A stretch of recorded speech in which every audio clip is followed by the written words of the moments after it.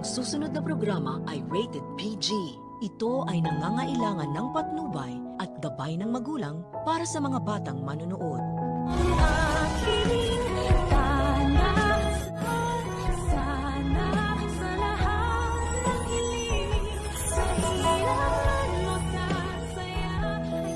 Bukod kay Annalyn ay may iba pang naghihinala na may kinalaman talaga itong si Zoe. Pagkat hindi tumutugma ang mga alibay niya sa kung ano ang mga nangyaring nung mga oras na nawawala siya sa Apex. Pagkat nung una nga ay sabi niya na nagkakapi silang dalawa ni Luke. Pero sinabi naman ni Luke kina Nurse Karen na hindi niya nga daw mahanap si Zoe at wala daw yun sa Apex. Maging si Doc Ken nga rin ay sinabi kay Doc Ray na iniwan daw ni Zoe ang duty niya at ipinasa ito sa kapwa nila doktor. Kaya wala talagang lihim na hindi mabubunyag. Pagkat malalaman din ng lahat at lalabas rin ang katotohanan. Nakatulong talaga si Zoe sa pagkidnap sa lolo Pepe nila. Samantala na ikwento ni Lynette sa asawa niyang kumag na si Carlos na naghahanap daw ng ebidensya si Annalyn para mapatunayan na sina Moira at Zoe talaga ang may kasalanan ng pagkawala ng lolo Pepe nila.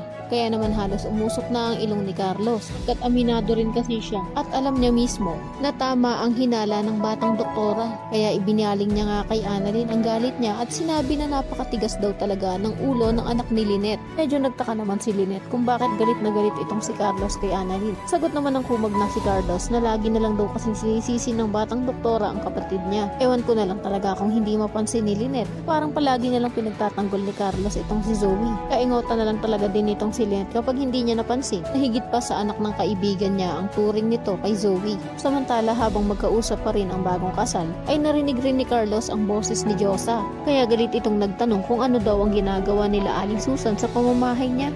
Tulad din naman ang laging nangyayari ay walang magagawa itong si Lynette para almahan si Carlos. Kaya mapapansin din ni Aling Susan ang pagbabago ng mood ng nanay ng batang doktora. Kaya naman diretsahan niya ngang sinabi na sabihin lang daw ni Lynette at aalis na daw sila sa pamamahay ni Carlos. Sinubukan naman silang pigilan ni Lynette. Kaya't muling galit na nagtanong si Aling Susan kung ayaw lang ba daw talaga silang patuloyin ni Carlos sa pamamahay niya. Sa kabilang banda, itong si Moira ay may bago na namang tauhan na na-recruit. Pagkat matatandaan nga kasi na pinatay na ni Balahadja itong si Vasquez na hindi naman talaga masamang pulis. Ayon nga sa damuhong si Balahadja na kahit ano daw na ipagawa nila sa bago nilang recruit ay gagawin nito.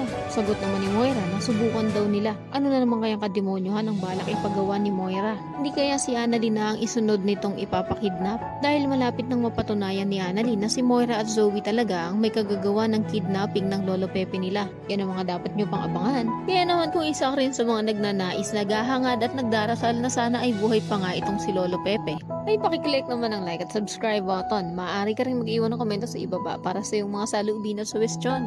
Maraming salamat sa iyong panonood.